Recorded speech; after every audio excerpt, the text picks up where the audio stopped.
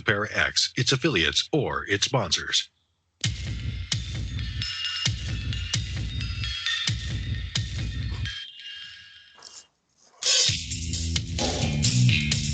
Supernatural, metaphysical, paranormal. You know, all those things you've been wondering about? Are you ready to go deeper into the realms of the unknown?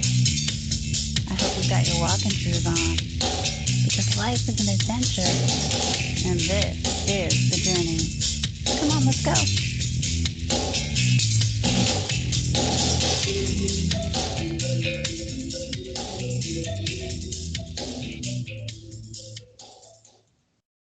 Hello and welcome to the show, everyone. It's Wednesday night, and that means it is the Journey Radio Show.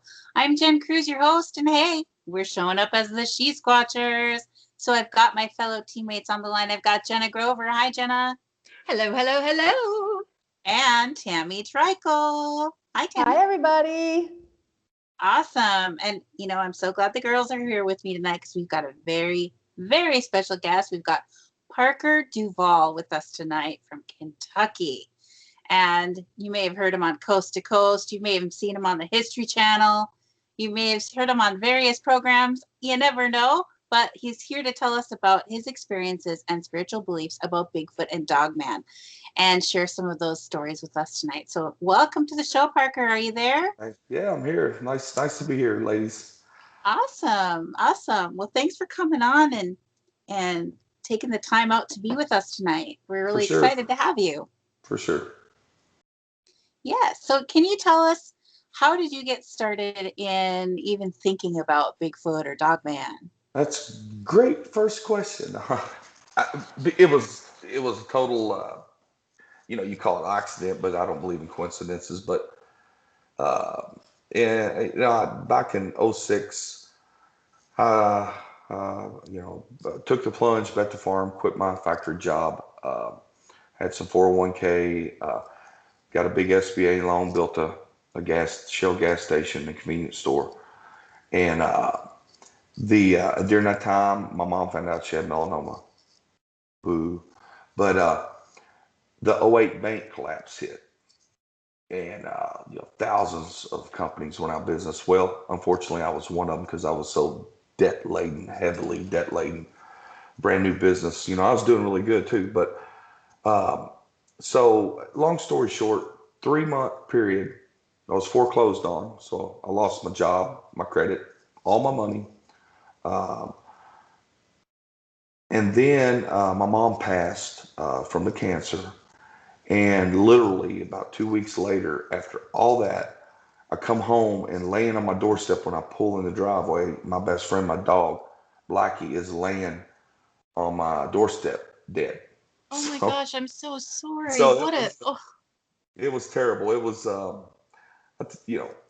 religious people, this old saying, believe in hell, and then spiritual people have already been there kind of thing. So I was like Captain Dan, and I threw my hat like Forrest Gump. What else you got for me, So I probably dove head deep into severe depression, didn't realize it, but I was in stun mode. It's the best way I can describe it. I just sat in a recliner. I was stunned. My soul was stripped clean. And I was a good guy before this, so I had a lot of problems. About 5 years before this happened, I ran in a burning house and pulled 2 little girls out while the walls were melting beside us. So I had a lot of questions for God. Hold on. I risked my life to save your children, and you do this to me, kind of thing. So pretty selfish, because we got it good here in America. But so it was during this stun phase. I'm sitting on the back porch. My dad stops by during the middle of the week, totally out of character. He hardly even visits. But let me tell you about my father. He's a 32nd degree Mason. He's a man of his word. Whatever he says, you can take to the bank. Very well respected in the community, kind of thing. And he's white, and he's probably in stun mode too. He lost his wife, and his money too. He partnered with me on the station. So I'm like, what's wrong with you? I knew something big was up because he was there. He was white, and he sat down and he breathed real hard. He said, Parker, I just heard the damnedest story today I've ever heard in my life. And I'm starting to wig out thinking he's got bad medical news. I don't know. And I said, what? He's like, I've known this guy 27 years, patron, of my business. He's a Russian Tibetan. I'm not going to say his name out of respect for him, but he was in my store today and they talk a lot. And said he was in there an hour and a half talking about growing up with the Yeti. And I went, Yeti, I've heard that. Like Bigfoot Yeti? He's like, yes. I went, get out. Get the out of here. He's like, no. Parker, he went into detail, what they looked like, what they did. They was a people living in the woods behind them, villagers. They would carry firewood for them. He played with their little ones. They interacted as a people. I said, what about all these expeditions to go looking for them, right? Legit question. He said, I asked him that too. You know what he told me? Georgie, they come, we send them over next mountain. They come back frostbite, they go home. So they wasn't giving up the goods. They wasn't telling them. They was hiding them. They was protecting them. And now that I've been in this, I know people that's in habitual settings, and they're not going to give up the goods either because it's so special. What's happening to them? They're not going to tell nobody either. Y'all probably have been ran across those kind of people.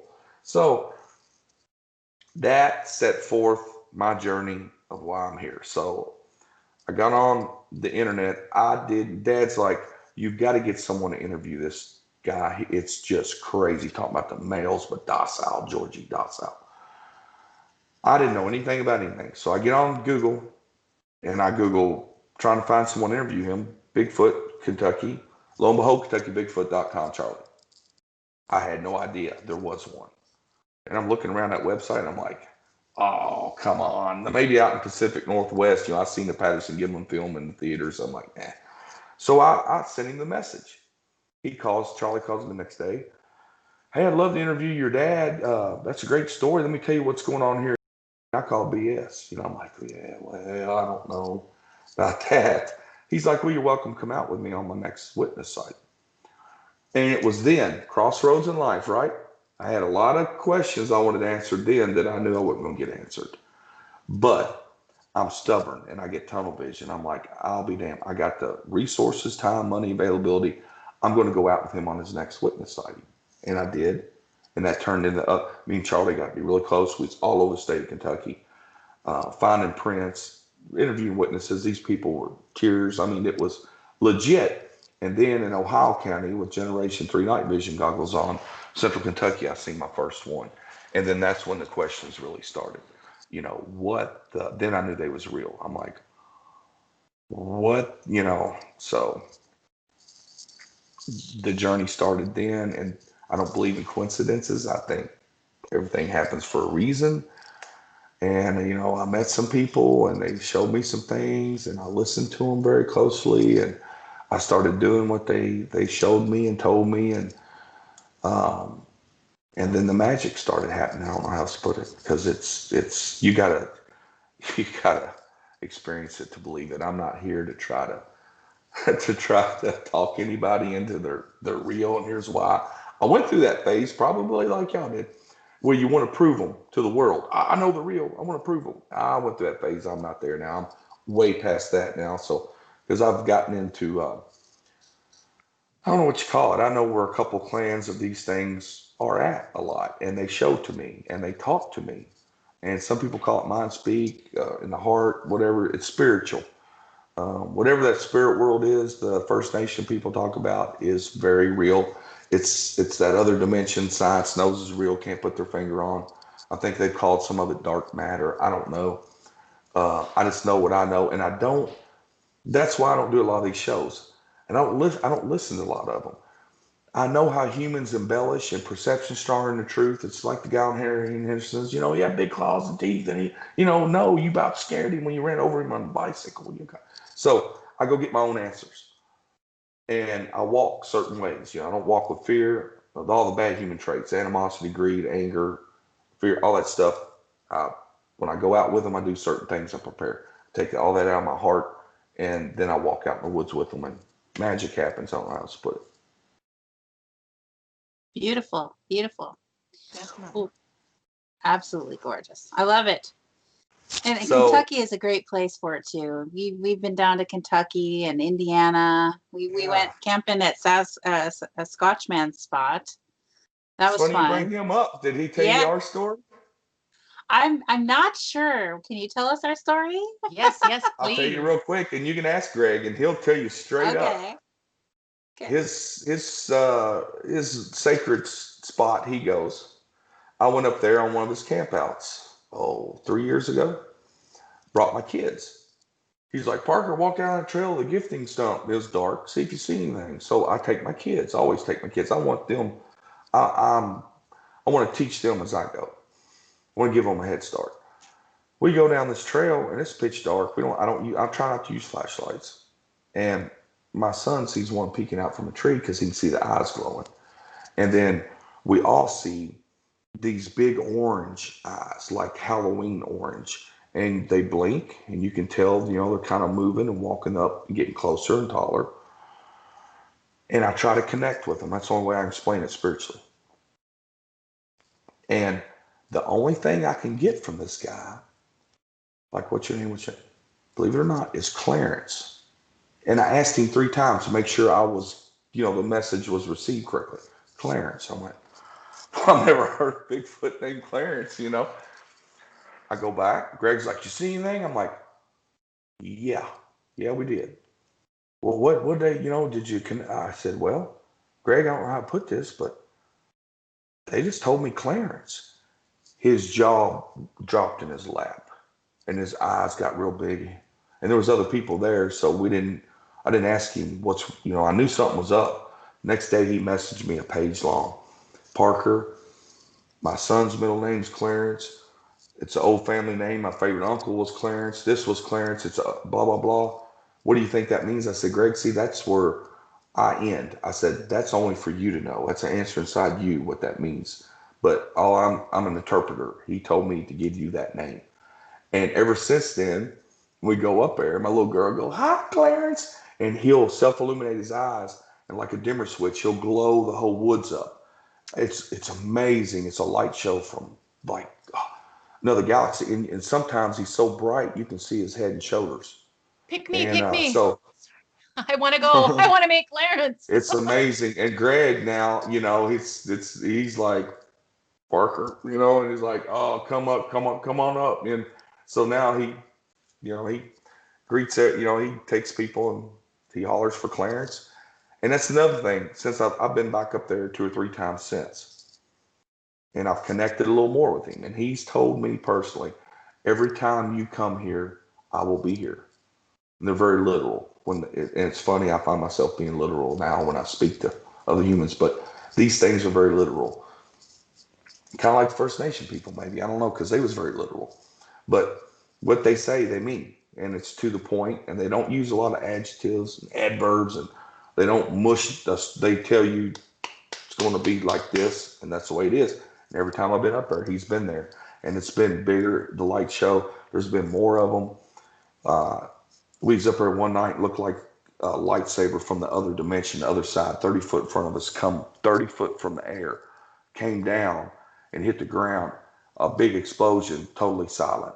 And then my I think he was 11 years old then, son, like, Dad, look over there left.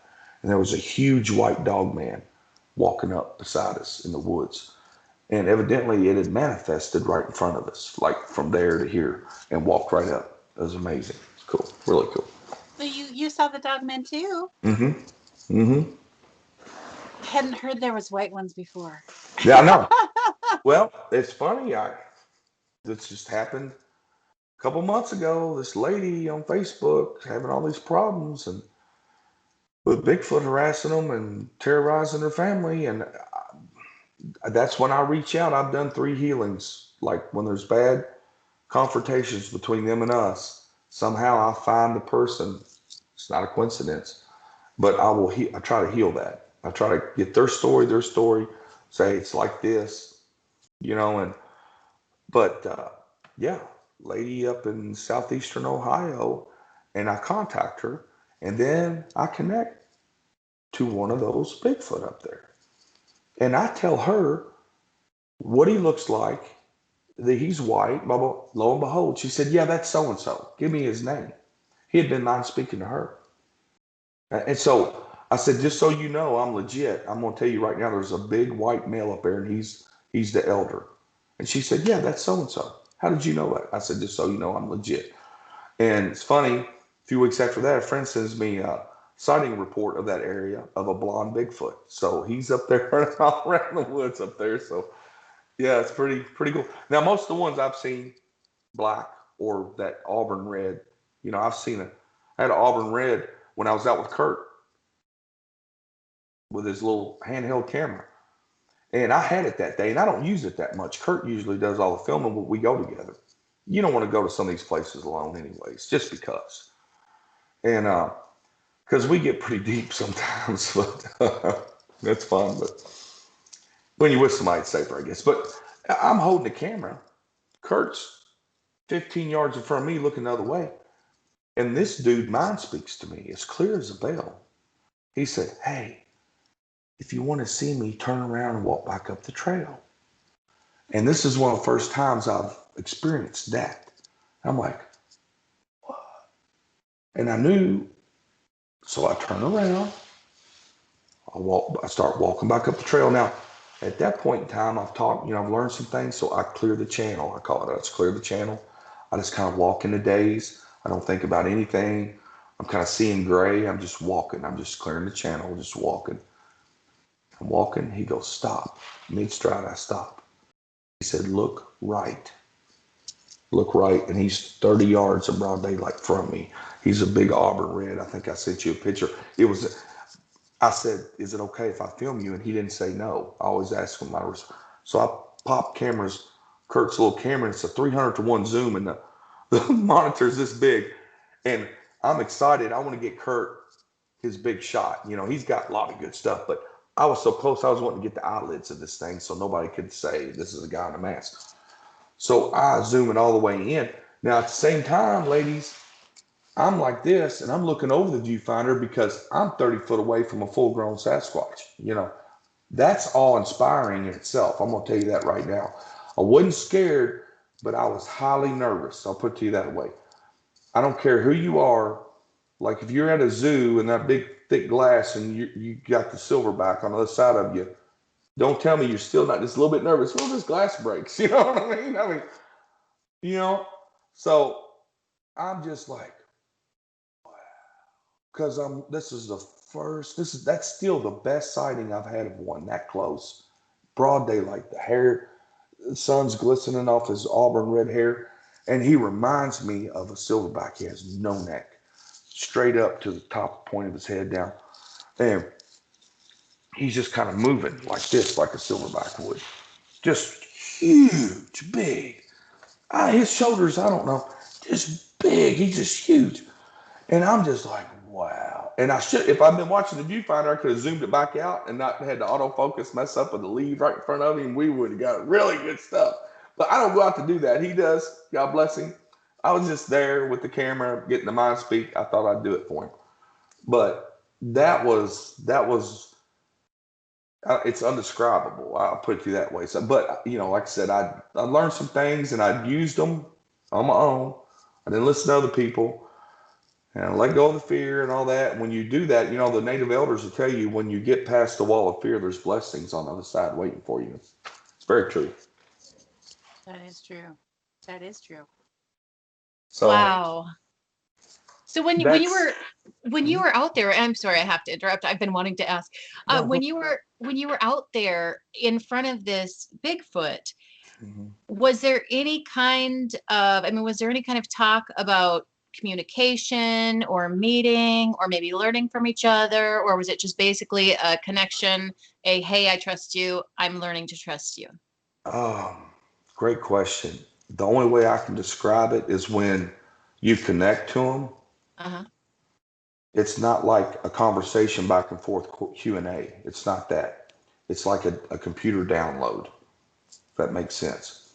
He's downloading my thoughts and emotions and maybe memories or whatever, my mind, my information, and I can feel what he feels. I know it sounds weird, but it's kind of like a mutual download. There's no Q&A going on. And I'm gonna be honest with you, that was my first daylight up close sighting. I can't even tell you if there was a whole lot of that going on because I was just probably somehow shocked because it happened like it did. He talked to me. Yeah. I never, experienced a lot of that. And then it happened. He gave me directions to him. And that's another reason why I didn't feel bad about filming him because he knew he had to been standing there watching me holding the camera and knew probably seen Kurt 50 times in this spot, because Kurt, it's one of Kurt's little special honey hoes, I call it. So he knew what we was doing there. He's probably seen us in there 10, 20 times before that.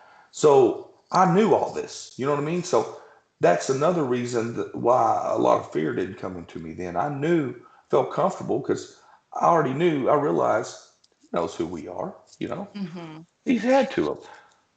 Well, I was just, thinking about, and let me check the time for Jen. Thinking about. Tammy had raised her hand.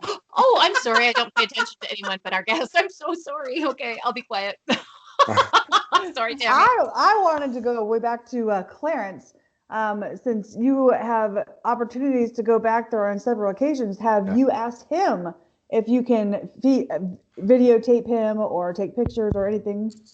I have, and he let me. And it's at night. I haven't went there in the daytime to this spot. And I always ask Greg, Swatchman, before I go, because he invited me there. That's a respect thing. I'm not going to go there without him. I'll give him a heads up, but I always ask his permission. That's his baby. But when I was there in the dark, last time when he walked, he got probably 30, 35, 40 yards. And it was winter. You got to remember, even in thick woods in the winter, there's a lot of stick ups. There's a lot of little trees and big trees. And when he's walking, about half the time you only see one eye pop because there's so many stick ups between us. And I asked, and he stopped. I said, "Can I take your picture?" And he didn't say no. I felt that it was okay. That's that download thing. It's like sometimes you get it clear mind speak. Sometimes you just know. So I took my iPhone. That's why I sent you, Jen. I took my iPhone, held it still as I could, went click, and forgot about it. We eat at Waffle House after we left there because we're cold and hungry. And I got one eyeball, and he's self-illuminating at this time. So I zoom it, screenshot it 4 times. And that big sun-looking orb ball I sent you, that's his eyeball, self-illuminating. Zoom, getting that close, zoomed up. It's amazing. It's a freaking amazing picture because it looks like the sun, but it looks like your retina of your eye too. It's, you probably show them over there on your site here, but that big yellow orange orb thing, that's his eyeball glowing in the dark. That's what it is. I took it, not a friend of mine. I'll stand behind it. I don't care if you believe me or not. Yeah, I don't, because I know what's real. It's like, you believe in Bigfoot? I'm like, no. They're like, huh? I said, I know they're real. I'm not a believer. I'm a knower. There's a difference, big difference. So I've seen them more than once, and I've spoken with them, and I know they're real. There's nobody going to tell me there's not. And I went through that phase, girls, like y'all probably did. When you seen yours, you got to pinch yourself in the morning. Did I really just experience that, or am I going crazy? Because your intellectual mind is working against the reality here, and it's just back and forth. And I went through that phase. Now I accept it and go with it. And the more you do that, the more it opens up too. So pretty cool. That is amazing. Amazing. And girls, I will send you those pictures after the show.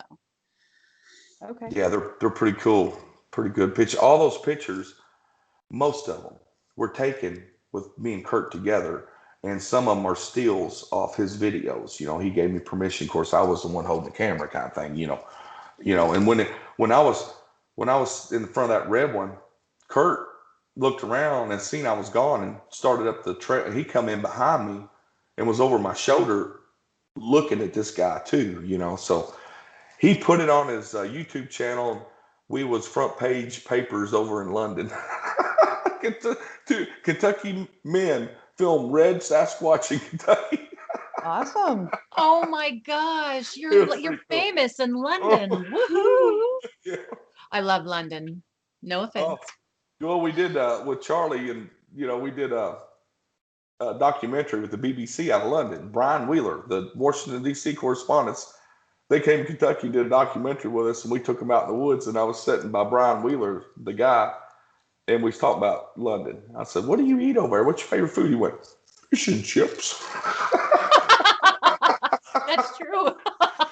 They have amazing breakfasts. Full English breakfast is. I'd like to go. Yeah, he's like a pint and fish and chips. Sorry, it just the yeah. That was cool. Oh, that's awesome. But ask me anything, I'll tell you. I've got so many stories. I could sit here for 6 hours. I've connected with the other side. Let me tell you all this cool story. This just happened not too long ago. Okay. Excuse me. I did the Coast to Coast show with Connie because she wanted something to do with Dogman, and I've had a lot of experiences with that. But there's a lot of them here in Kentucky. I did some research on that. I think in one translation in Kentucky, it stands for Land of Giants. And the Cherokee and the Iroquois and the Pawnee were here, but they never permanently settled, from what I could tell. They call it Kentucky haunted grounds. They would come in hunt parties and hunt, and they would go back to their settlements. And I think there's a cave connection. If you go back to Kelly, Kentucky, and the little green Martians, goblins from Hellier and all that, I think there's a cave connection with that. I think it's why. Honestly, I do.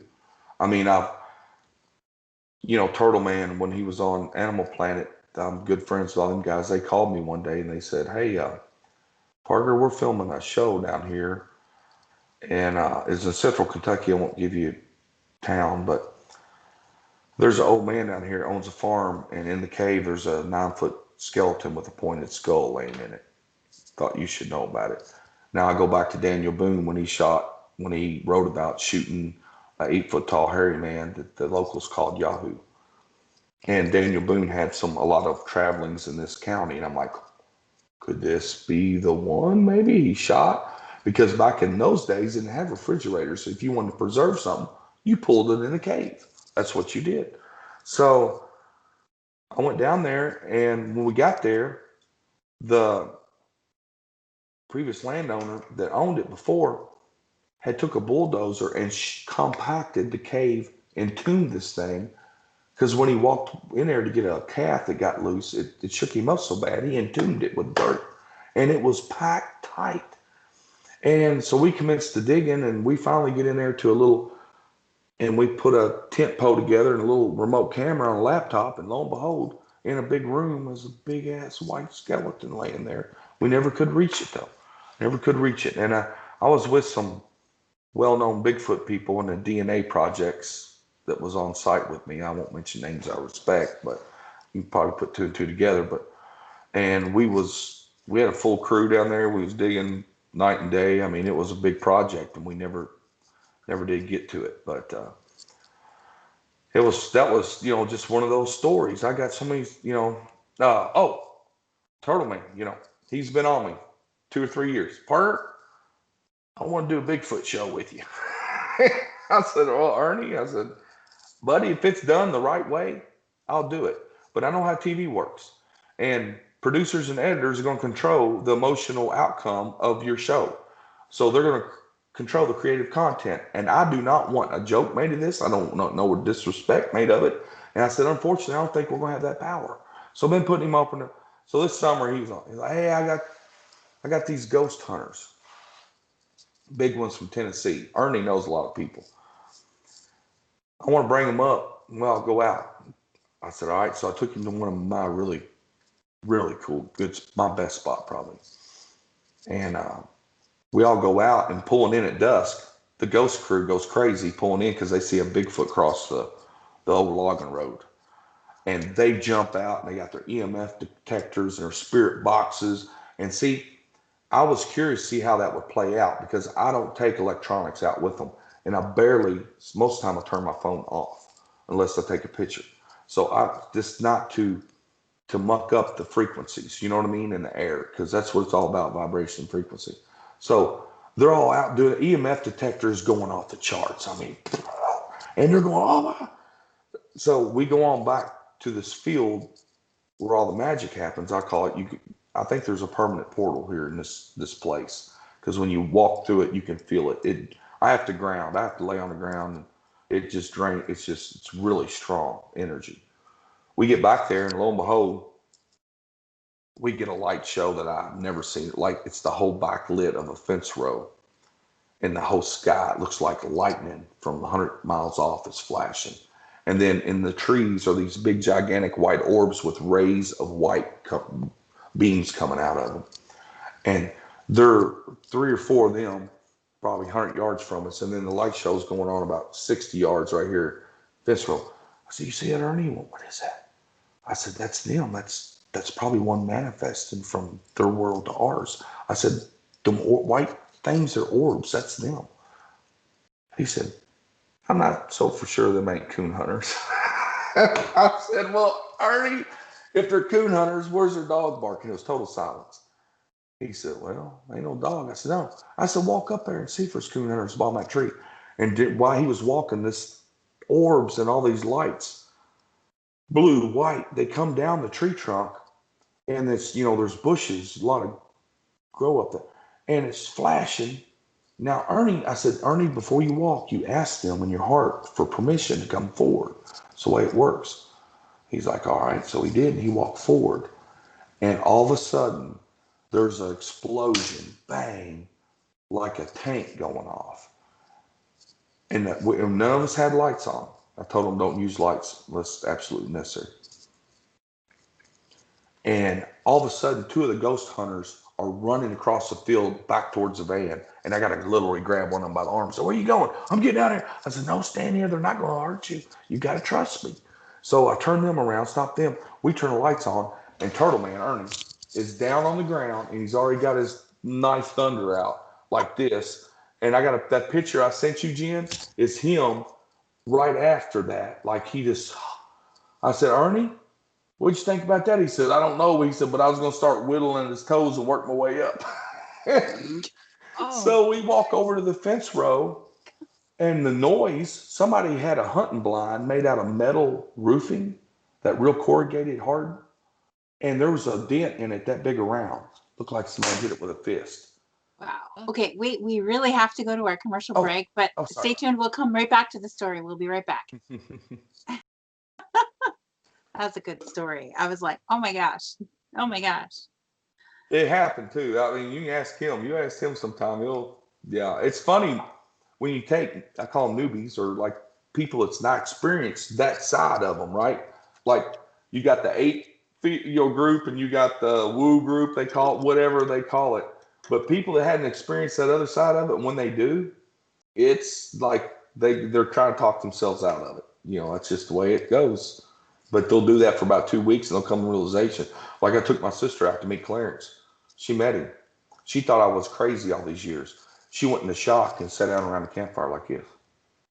Well, can you put us in shock? Because I would love to come out there when we go out to like one of the different events we go to. Boy, oh boy, wouldn't that be neat, ladies? Good, I'm excited. Yeah, y'all know Squatchman, right? I'll meet you guys there, and I'll personally introduce you. That would be fun. All right.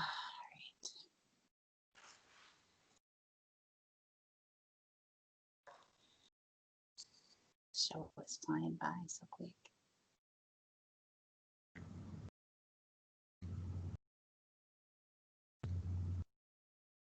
I can hear something, Sarge, but I don't hear anything talking. 30. Okay, thank you. Does that mean 30 seconds? It does. You're a quick learner. Or is it this way? Yeah, I don't actually count down. Kind of wait. Go. Welcome back to the show, everyone. Hey, we've got Parker Duvall with us tonight. And hey, we're the She-Squatchers. Won't you check us out online at she-squatchers.com and check out our YouTube channel at She-Squatchers Official on YouTube and on Facebook, where you can like and follow us there for all the latest of what's going on with us. And please subscribe to our YouTube channel as well. And again, we've got Parker Duvall with us tonight. He was telling us an amazing story, which we desperately want to hear the end of. So to be continued is right now. Yeah, so we turn the lights on and Ernie's on the ground with thunder pulled. I mean, his big Bowie knife, and he's got it pointed right at, and he said, I said, brother, what was that? I don't know. He said, but I was going to start whittling its toes and work my way up, and of course, the ghost hunting people, they're off the charts right now because their EMF detectors and their spirit bot, they're picking up stuff and they're filming stuff and they're just having a ball. The orbs, they, I guess, experience a lot of them. And I got to catch them, keep one of them from running back to the van. I did. He was running. He was scared to death. But I said, don't trust you guys. Told me you trust me. That's another thing. Like when I'm batting about 90% taking people out and them experience stuff. And I'm not bragging. I'm just telling you because if there's certain things I'm going to tell you and prep you before we go. And one of them is you have to trust me 110% or it will not work. You cannot have any doubts. What I'm going to tell you is going to happen. It's going to happen. And the reason being, if you have any doubt in your heart, that's going to lower your vibration. And when you lower your vibration, because the way I'm figuring it, I don't know, there's no experts in this, but just what I've experienced, I think they vibrate here, we vibrate here, and if you can meet in the middle somehow, it means you got to raise your vibration. And there's certain ways, there's certain little tricks and things, and that I've learned from others that I can pass on. And it's like sacred knowledge, I guess, is a good way to call it, because it's sacred knowledge. And you do those things, you go out, you can meet in the middle, so to speak, and that's where all the magic happens, is the way I kind of got it figured out. Very cool. Very cool. I love the frequency aspect of things. Well, Einstein proved all matter has energy. Energy vibrates, frequency. You've seen the sand on the table with the different vibrations make the different geometrical patterns. I think it's sacred geometry. I think the Egyptians had it and used it. I think the Aztecs did. I think all those ancient civilizations did. And somewheres down the point of the line of mankind, rulers wanted power. What they do, they took that sacred knowledge away from us. We quit teaching it to our children, and the knowledge was lost. Like Dead Sea Scrolls was buried out in the desert, right, middle of nowhere, along with the Book of Enoch. What was the Book of Enoch? Well, Enoch explained in that whole thing how he went and visited God through the portals and things. The rulers didn't want common men to have that kind of power, so they went and hid it from us. I used to, I was baptized in a Baptist church. So I used to be I used to be a religious man. Now I'm a spiritual man. And it's not, they got a lot of correlations, but there's things that I know are true in the Bible. I have seen them. One of them is when Noah was born, he had white hair and opened up his eyes, lit up the room. I've seen that. I've seen things in the Bible says, well, there was giants in those days, period, and today, period. I have seen giants walking the earth today. So there's things in the Bible I'll give you one example. Angels and demons. No, I look at it as dark and light.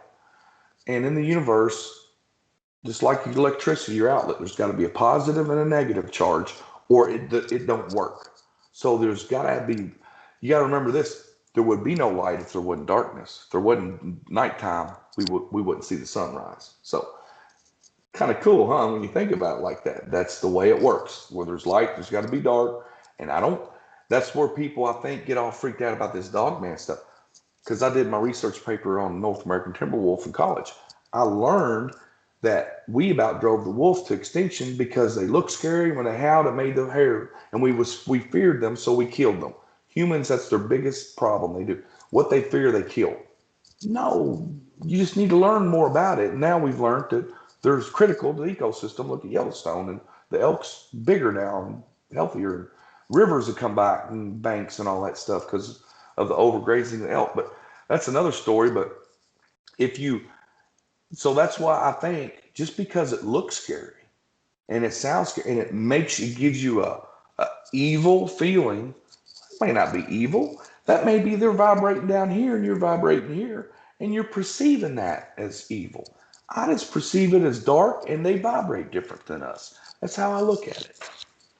Maybe I'm wrong. I don't know, but it's working for me. I agree with you Awesome. because I always say that not everything that's dark is evil. Not everything that's dark is negative. That's I right. completely agree with you. And you know what, too? When you jump in this realm and learn, you learn that you're protected anyways. That orb people see, that sacred, static electricity balloon on the hair sticking thing. We have electric field around us. It's called our sacred space, and nothing is allowed in that sacred space unless you give it permission. That's a universal law. So when I go out, it's one of the things I prep people on. Don't worry, you're protected. Do it. Think and know that this is truth. And when you buy into it.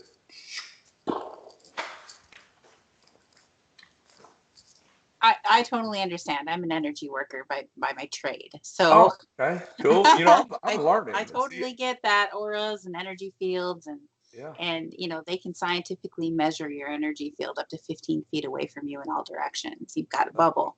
I'm learning something from you tonight, and that's why I do this every once in a while. I might learn something, you might learn something. That's Yes. perfect. Yes. And a lot of times when people see auras, they're only seeing the closest to the body auras. But every once in a while, I've had it happen where all of a sudden I see the outer aura, which is way bigger. Like if we were hamsters in a hamster ball, think of how big that hamster ball is. And I was in a hot tub one day with my friend's little girl. I think she was like 9 at the time, and she started to say something to me, and she just rushed at me in like this joy she was feeling, and all of a sudden I saw her outer aura, and I like flew backwards because I thought it was going to hit me. All of a sudden this big bubble was coming at me, so I Wow. I'd never seen that happen before. So I Speaking totally get in that. terms of that, sorry, but y'all probably seen these big orbs out in the woods too, where they don't belong. These spirits.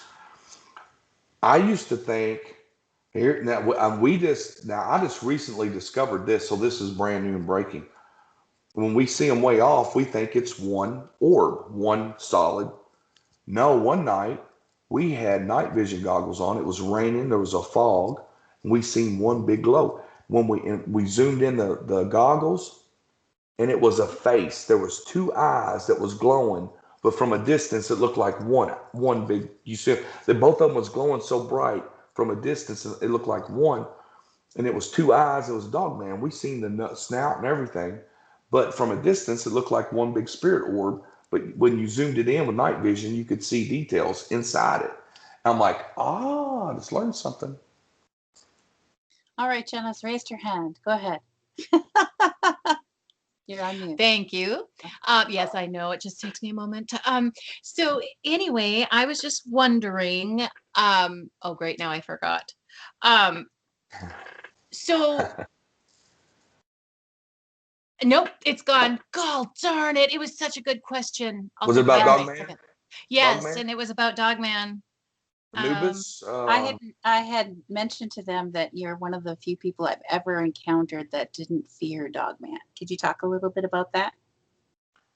Well, when I was first starting in the spiritual realm of this journey, I came across a really special lady, and she grew up with them and native, and the natives had it right. I'm gonna tell you, we'll just get that. The natives had it dead on right. We're the ones screwing everything up, but they lived in harmony. But I took this knowledge after walking and learning and listening, and a good teacher won't give you the answers. Always remember that. A good teacher will kind of push you in the right direction. They won't give you the answer. See, there's no book or manual on this stuff. You got to find your own way, and that's another thing. But I took this out one night, and it was to a really hot spot where there's a lot of dogman. Matter of fact, there was a Men in Black incident really close to this place, and I only know that because my buddy was in the sheriff's department. And me and Charlie had done a investigation on the farm and found prints and structures and whatnot. Long story short, 911 call, 2 o'clock in the morning. Ambulance comes, take her to the hospital. She's getting this lady getting home in the driveway from work. The kid that's over in charge of the farm unlocks the gate. Sheriff's department's there fishing game, and 3 black government SUVs pull in. The kid's like, "What's going on?" They're like, "Don't worry about it. We'll lock the gate back. Go home." And he didn't want to. They had to make him go home. So I call my sheriff buddy the next day. "Can you check this out for me?" He does. He asked his superior, and his superior said, quote unquote, "It was a meth bust and don't ask no more questions." So that told me a lot of things. For one, Men in Black's real. For two, they have teams located everywhere. And evidently this team come out of Louisville to get there as fast as they did. I knew the times on everything, time stamps. So they was there within an hour and a half. So they mobilized, was there an hour and a half. They was probably coming out of Louisville. And when the kids said when they went on the farm, Fish and Game or the sheriff's department didn't go with them. They just closed the gate and waited for him, kind of thing, and then he left. Now, talking with some other people in the know, and they said they didn't hear nothing or see nothing, what they done. They don't know what they done. Now, here is my theory on this. I believe the Men in Black teams, when these bad incidents happen, I think they have healers on staff. I think there was a healer in that SUV, and I think they take these healers to the spot and crush it right then and there, heal it, and then they leave. I honestly believe that's what's going on when these Men in Black guys show up. Because What do you mean that they crush it? What do you mean? Well, they fix it, they heal it, crush the incident. Like love conquers all, right? It's some basic, but they'll go in and connect to the thing. Why'd you do this? Well, humans are bad. Well, no, not all humans. You get in a really good Q&A. I've done 3 healings, been involved in 3. I've done 2 of them by myself. And when you connect to these things, incident in Texas, I was woke up. I've since found out, like, I think everybody has a spirit teacher being that's with them. Well, mine's a dogman. And I know his name. He connects to me a lot, vividly.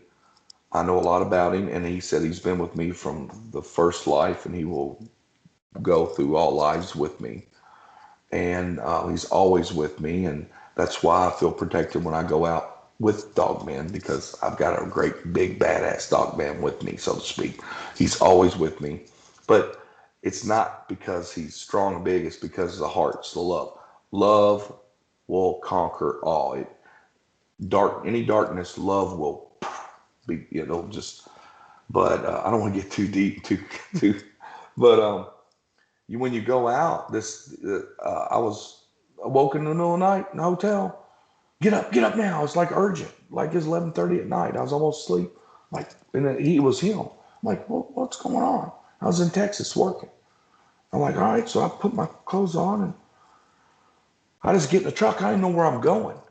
But you follow lead. That's where you do the neutral thing. You open up and and I start driving. I go about 45 minutes out in the middle of the panhandle of Texas. Nothing out there. And lo and behold, there's a little canyon hole that's got greenery and water in it. It's a state park, and I pull in it. And this is almost midnight now, 12:30. When I pull into it, it's got a roundabout. And I'm pulling in, it's like a Wednesday night too. And it's out in the middle of nowhere. And there's headlights coming out. I'm thinking sheriff's department doing rounds in a state park kind of thing. So I'm going around the roundabout this way. He's coming this way. So I'm figuring he's going to leave.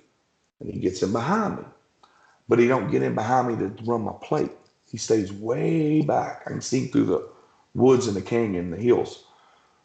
So I just forget forgetting about him. I'm just clearing the channel. End up driving around to a campsite. I go this way. It was him. He was the only one in the whole campground. He had a little fire going. He just pulled in, got out of his truck, walked the fire. And my spirit Teacher told me stop and talk to him. I didn't because this is my first. And I don't know if I was nervous because it was him. We're in the middle of nowheres and I don't know this guy and it's dark. I don't know. Or I'm just not 100% thinking this is real. I don't know what it was, but I didn't stop. I pull on out and I'm pulling out. I'm like, why was I here? And then he tells me, he said, you was here because that guy had a high powered rifle in his truck and he was out to get his trophy. He had shot at a dogman the year before in that park and was back trophy hunting, trying to kill it, to bag it, to be famous, whatever. And that dude that he shot and hit was an older teenage male dogman warrior type, was waiting for him in ambush right in the bushes where I was coming in. He was going out. So I kind of headed it off because something probably bad would probably happen to a human on that instance, if you can just imagine. But it was revenge. That dogman, this guy had shot that dogman, hit him the year before, it hurt him, you know. And it's just But like, huh? oh, how did you know all this? Like, how did you know this whole entire story? This is He's the telling me. information that you're receiving. Because He's I telling mean, me. that's incredible. Because Yep, when you're a it receiver is. of information, like we are receiving the information as psychics, or receiver of information, I like to call it that. So I understand what you're saying. I'm Yeah, assuming it's the same kind of a thing it you is. know, as we're hearing, you're hearing the same thing, but Yeah, from and a I've Bigfoot. learned to trust him. See, Mhm. he's been telling me. I told one particular person, I'm not gonna mention names. I told him a future event that was going to happen, and it happened. How did? He's like, guess what? I'm like, what? He called me later. He's like, it happened. I'm like, oh, and it's funny and as you probably know, when all this is coming in, after you kind of wake up out of this daze or haze or whatever you want to call it, download procedure, you kind of forget. They take you over. It's like when I'm talking to someone like on texting or messenger, when they take me, that's why I sent the message. I don't even remember what I typed. I gotta go back and read it because it's like they kind of take your body over and you're doing what they're doing. They're doing in you. I don't know. It's weird. So Oh, So freaking weird. channeling. Channeling. Yes, but is that's this the good word. channeling, going on? You are allowing this channeling, or are they Yes. just shoving it? Oh, okay. I Oh, wasn't sure if I'm you. totally, yeah. No, Okay. because this guy I totally trust. You know, I've seen him and Okay. he's talked to me many, many times. And he's told me future events, you know, and told me who he was and I'm buying into this. You know, I'm like, no, this is, I just told someone, I was just like God here. I just told someone a future event. That's crazy. You know, and that's happened more than once too with him. But it's only things that, you know, but yeah, he's just and I don't like, once you're connected, you're always connected. You can't turn that switch off. It's the best way I can explain it. So once I gave to them or gave them permission, they always have permission. Does that make sense? It's like you can't shut that valve off once you open it. So whenever he pops in, I'm not aware he's there. He just pops in. I'm like, oh yeah, hey, what's going on? You know, kind of thing. And then he starts, and then I can in here I can start asking him, why am I here? Well, it's 12:30, 1 o'clock at night. Well, and then he started explaining why. So he's like, you got to go back next. So I had to go back next morning, and I went on a 45-minute hike through the canyon by myself with that particular teenage dog man. Me and him had a lot to talk about. And he was very combating at first. He didn't want none of me. And he was, well, blah, blah, you know, he was, and I'm, you know, you've got to listen to the teachings of your father and your mother. You knew better. You know, hate will never conquer. You know this. And then we went back and forth. I mean, I walked with him 45 minutes by myself around that canyon. I wasn't scared. I knew who I had with me. And I don't know. Call me Did crazy. I don't care. I'm going to live while I'm alive. So did you physically see the dogman? Like he wasn't literally walking beside you. He's walking with you in the. at first, no. But to give you an example, when I first went in, I left tobacco as a gift, as a respect thing. I'm here and you're home. Like you take someone a pie when you go to dinner. I do certain things. And there at the end, I did catch glimpses of him. And, not all of them show. A lot of it is spiritual. Like, they'll be talking to you standing there, but you won't see them. I've had them growl right in my ear. Like I was in a hiking trail down here, not there in Texas, at me and Kurt's spot. And I seen a piece of glass on a hiking trail sticking up. And I thought, oh man, somebody stepped on that, cut the foot. So I picked it up, put it in my pocket. And then immediately, right in my ear, like he was right there. And I turned.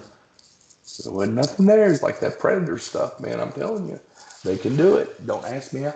And I got to share this because my heart, I travel a lot working, and I was out in Seattle, Washington area. And have y'all know Ed Waterman? I don't think so. He is the West Coast Sasquatch, Kitsap Peninsula, where that 911 recording is, and something killed my dog. I've been there. Ed lived there. He's got a YouTube channel, Ed Waterman. What a huge heart. I know, buddy. He passed last year and a half ago. Biggest heart, but he was doing out there what me and Kurt was doing over here. And we had a lot of, I know what you're doing, So he's like, whenever you're up this way, you hit me up. So I did. And I stayed in his cottage. He had a big ranch on it. And he took me to the rainforest to his honey hole. And that one picture, Jen, of the root ball tree, that's a redwood. That root ball is 10 foot tall. And he took me to a spot, and I knew what I was doing. He knew what he was doing. And we both stopped in the trail, and we felt him, like the energy thing. These dudes can put off energy you can feel like 50 foot away. And you just know it's one of them because I'm getting chills talking about it. I'm connecting back to it now. And we just started taking pictures because we knew he was close by. That's another thing. It's weird. They'll be right there. You won't see them, but you can take a picture, and there they show up. And I got a theory on that. There's a split second, microsecond delay between us. Our retinal to our nerve endings, to our brains, our processors say, that's a black object with teeth, right? Whereas a camera, mechanical device, shutter. What's there is there. You can't manipulate time with that. But here to here is a microsecond. They can manipulate that time and dimension. I don't know how they can do it. They can do it. That's how they cloak. That's how they're, that's what my theory is. Have you ever worked with anyone to draw what you've seen? I mean, it sounds like you've seen so much. It would be incredible to see a drawing of what you saw. No, but I've spoken a lot of people's like Vic Kunda from Dogman Encounters. We've spoken a lot. He once I'm like, no, I'm not ready. I'm like, and they're like, you need to write a book. And I'm like, well, I think when, I'm not, and I will. I need to share what I know to help humanity in some way. If it helps one person, it was worth it, right? But I'm going to write a book. And when the time's ready for me to do that, I'll know it. The universe will tell me it's time to do this. But yeah, I'm going to do that. And then I'll really stick my neck out, I guess. Then. I got to thank you so much, Parker. That music tells us we're coming to the end of the show. Awesome. And so I want to thank you for coming on. I think you have so much more to share. Would you come on the show again and talk with us again? Yeah, sure. Yeah. Gosh, I didn't tell y'all really, all right. Really good stuff. We're going to set up another date to have you back on because I know you have so much more to share. And so thanks everyone for tuning in tonight. We've got, we're the She-Squatchers, and tonight we had Parker Duvall. Good night, everyone. Night. Night, everybody. Good